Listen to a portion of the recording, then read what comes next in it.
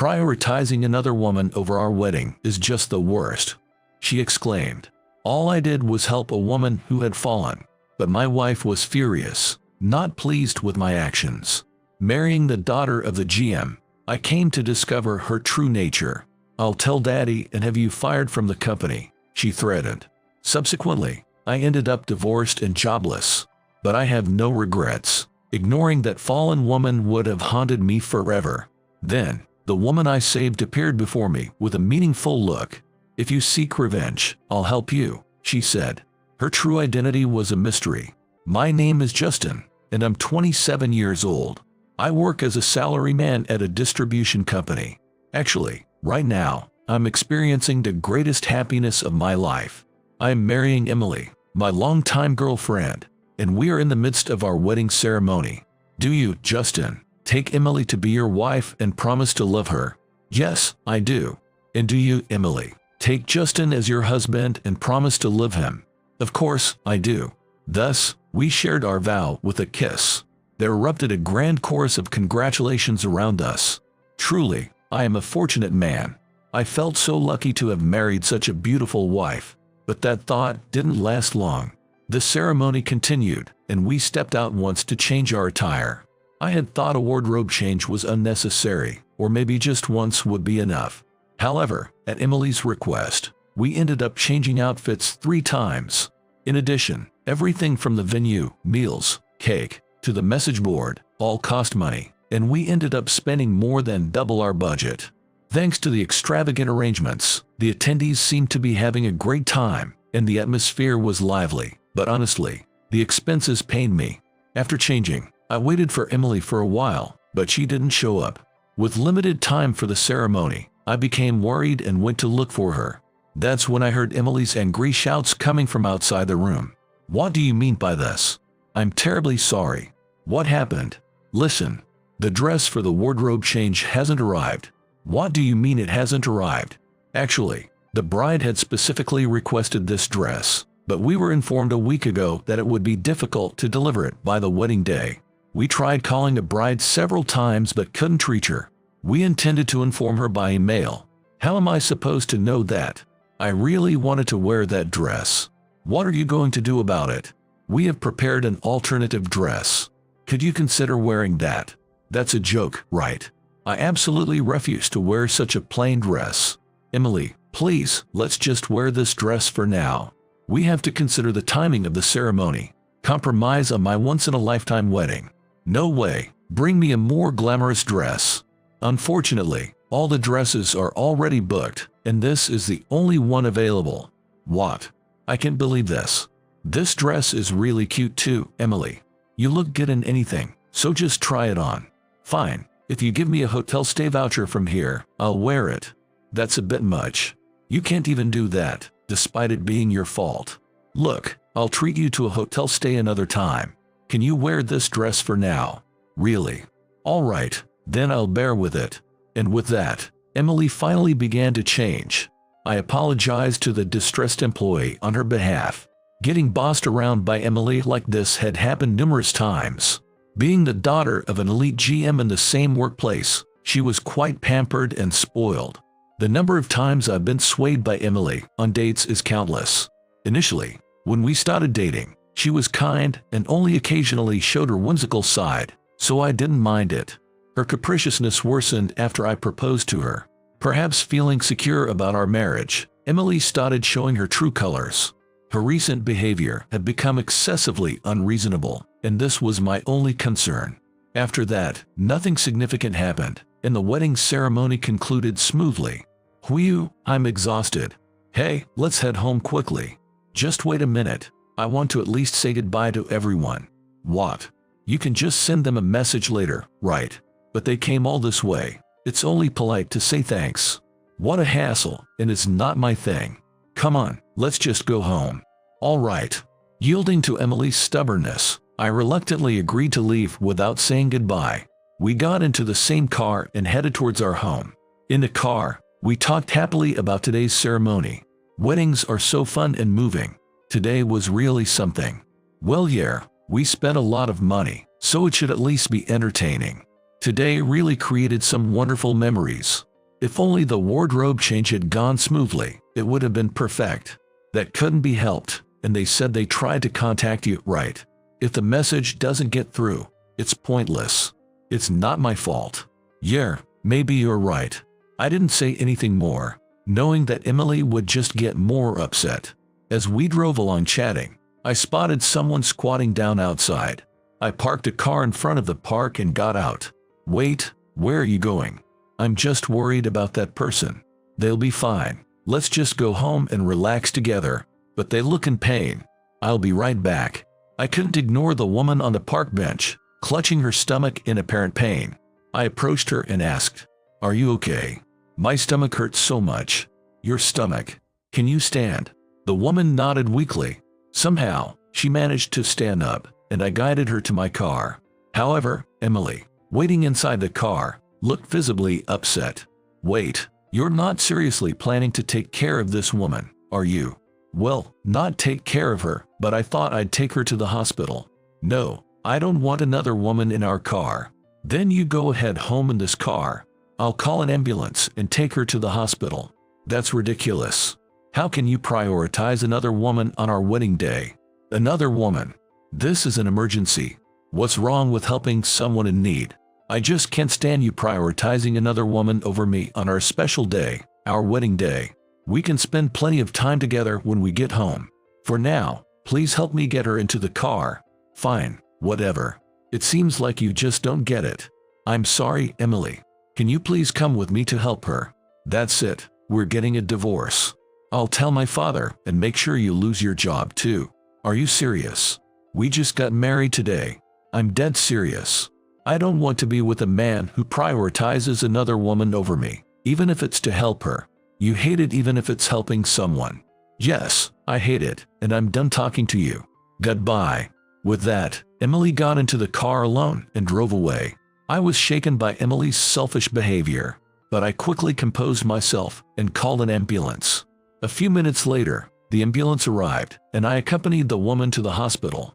Later, I was informed about the woman's condition and safety. There's nothing life-threatening, but right now she seems to be in severe stomach pain, making it difficult for her to talk. I left the hospital, feeling a bit worried. But then, I remembered a problem. I had nowhere to return to. To be exact, it was just hard for me to return home. You see, the house was provided by my in-laws, who are very fond of Emily. It just felt awkward to go back there. So, with no other choice, I stayed in a hotel that night and planned to go straight to the office the next day. I never thought I would end up alone in a hotel, feeling empty on the night of my wedding. Holding on to these sad thoughts, I fell asleep. The next day, I went to work as usual. When I arrived at the office, I noticed it was unusually noisy. Before I could ask what was going on, Carter, the GM, appeared in front of me. "Justin, what on earth are you doing here?" "What do you mean?" "I came to work, of course." "You have the nerve to show up at work after making such a blunder." "What do you mean?" Carter thrust a disciplinary report at me. It alleged a work mistake I didn't recall making. "What's this? I don't remember making such a mistake." "So, you're not only making mistakes, but now you're lying about it." "No, I'm telling you, I don't recall making this kind of mistake at all." "Do you have any idea how difficult it was to clean up after this?" "It's all your fault, you know. But I'm telling you, still trying to deny it." "Fine, you don't need to come to the office anymore." "You mean I shouldn't come in?" "Do I need to spell it out?" "I'm saying you are fired." "Fired? Why? You make a mistake this big and show no remorse. Isn't it obvious?" "That can't be. Besides, you did something terrible to Emily, didn't you?" "Something terrible?" "On the way back from your wedding, you were seen seducing another woman, right in front of my daughter." "I didn't do such a thing. I was just helping someone in trouble." "That sounds like an excuse." "Emily came crying to me last night." "It's not an excuse, it's the truth. I can't believe a word of such a liar. I don't even want to see your face anymore. Can you please just leave?" "I understood." I gathered my belongings and left the office. And so, I ended up losing both my home and my job. Feeling lost, I decided to go back to my parents' place for the time being. They listened to my situation and comforted me. To avoid being a burden to them, I started looking for a new job right away. but all I got were rejection emails, and I couldn't find a company that would accept me. Finally, I managed to get an interview with one company. I practiced as much as I could and gave it my all. Honestly, I didn't feel very confident, but all I could do was hope for the best. On my way home after the interview, a familiar woman approached me. "Excuse me, aren't you the person who helped me the other day?" "Oh, you're the woman from before." It was Julia, the woman I had helped previously. She seemed to be in good spirits now. "Were you okay after that?" "Yes, actually, it turned out to be appendicitis. I've had surgery, and I'm feeling much better now." "That's great to hear. Thank you so much for your help that day. And I'm sorry." "Why are you apologizing?" "I vaguely remember from that time. It seemed like you were having trouble with a woman." "No, Julia, it wasn't your fault. That day was after my wedding, and my wife was in a bad mood." "Your wedding? Oh no, I'm so sorry for ruining such an important day for you. Please don't worry about it. The fault lies with me for not understanding my wife's true character before marrying her." "Is that so?" "Actually, my wife really didn't like that I helped you, Julia. She talked about divorce. And to top it off, my former boss is her father, and my father-in-law fired me, leading to my current situation." "Really? All that happened?" "Yes, but I don't regret helping you at all. In fact, I'm glad I did." "Justin, do you want to get back at your wife and father-in-law?" "Huh?" I was taken aback by her sudden question, not immediately grasping its meaning. "If it's revenge, I can help you." "What do you mean?" "You'll understand in time. Anyway, I would really like to properly thank you. Can we exchange contact information?" "Sure, but please, you don't have to worry about it." Although I didn't understand the intent behind Julia's mysterious offer, we exchanged contact details and parted ways. The next day, I got an unexpected message from Julia. She asked me to come to a location marked on a map immediately. Wondering what had happened, I quickly got ready and left the house. The place marked on the map was some food company. The company was Oakwood Corporation, a well-known major player in the industry. When I got to the company, Julia was there to greet me. "Sorry for calling you out of the blue. Please come this way." I followed Julia as she instructed. She led me to a room, which turned out to be the president's office. Inside, a man in an expensive-looking suit was sitting, waiting. "Hello, thank you for coming all the way here." "No problem. Is there something wrong?" "I guess I didn't explain anything yet. This is my father, the CEO and president of Oakwood Corporation." "The president? So, you are the president's daughter?" "Well, yes, that's one way to put it. The reason I asked you to come here is that I have a proposal for you." "A proposal?" "My daughter asked me to invite you to join our company as an employee." "Me, at Oakwood Corporation? But why?" "It's a way to thank you for helping me. I thought it was very unfortunate that someone as kind-hearted as you was treated that way. Let me thank you as well. Thank you for helping my daughter. I didn't do anything special. I heard about your situation from my daughter. We would be very pleased to have someone as sincere as you. But I didn't help her expecting anything in return." "You are very humble, Justin. Do you already have an offer from another company?" "No, I'm embarrassed to say I don't yet." "How about it, then? You used to work for a distribution company, right?" "Yes, a distribution company. You might be able to make a contribution in our company as well. I haven't done much significant work, but can I still be of help?" "Of course, it depends on your effort, but I believe you can do it." "If that's the case, I'd be honored to work at your company." "Great, we'd be happy to have you." "Thank you, Julia." "It's okay. Remember I said I'd help you with revenge." What did you mean by that?" "I think you'll understand soon if you work at our company." Although I still didn't fully grasp Julia's words, I was now set to start working at the new company. My parents were thrilled when I told them about it. Using the connections and knowledge I gained at the distribution company, I started negotiating to get Oakwood Corporation's products distributed in various places. "Justin, did you secure another contract?" "Yes, they heard my explanation and wanted to stock our products. And their acquaintance, who runs another store, is also interested in our goods. I'm visiting their store tomorrow." "Amazing. How many stores is this now this month?" "I think it's the 5th one." "Your good nature must have played a big part in this success." "Thank you, that's an honor to hear." I contributed more to the company's sales and quickly rose through the ranks, becoming a GM. Becoming a GM increased my interactions with President Oakwood Corporation and Julia even more. Julia and I even started going out for meals together privately. Congratulations on your promotion. Thank you. I never imagined you'd climb up to department head so quickly. Impressive.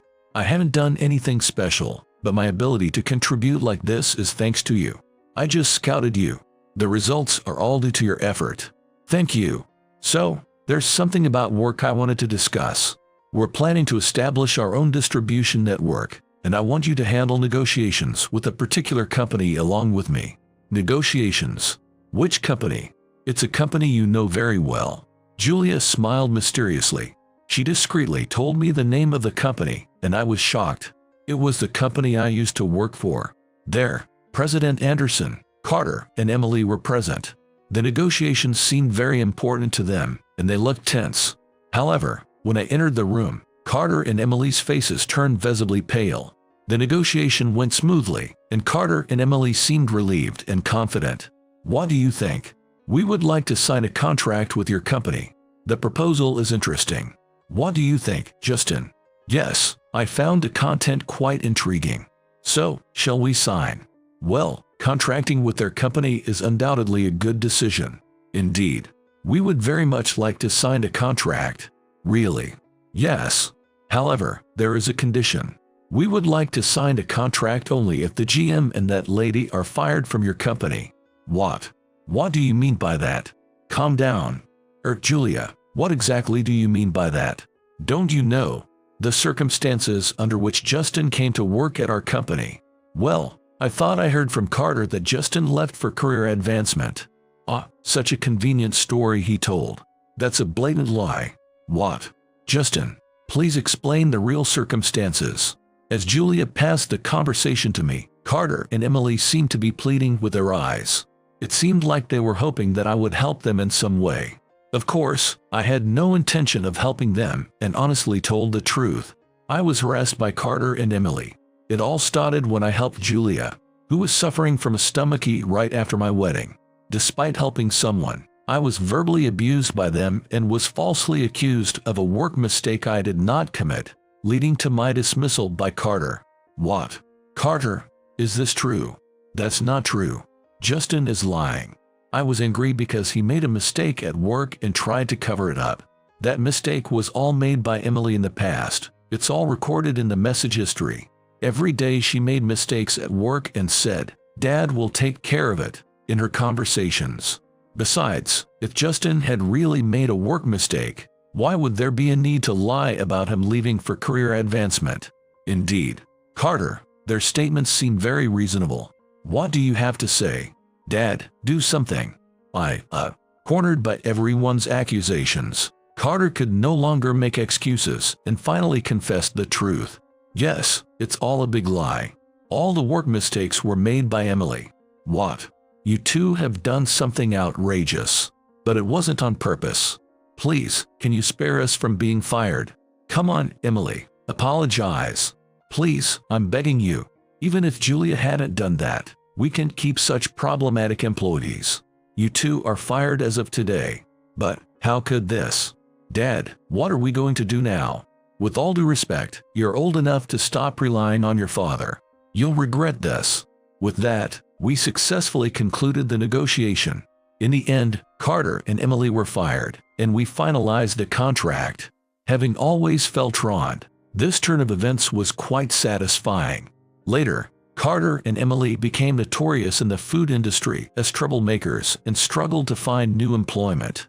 As a result, both Carter and Emily ended up lost, without any clear direction for their future.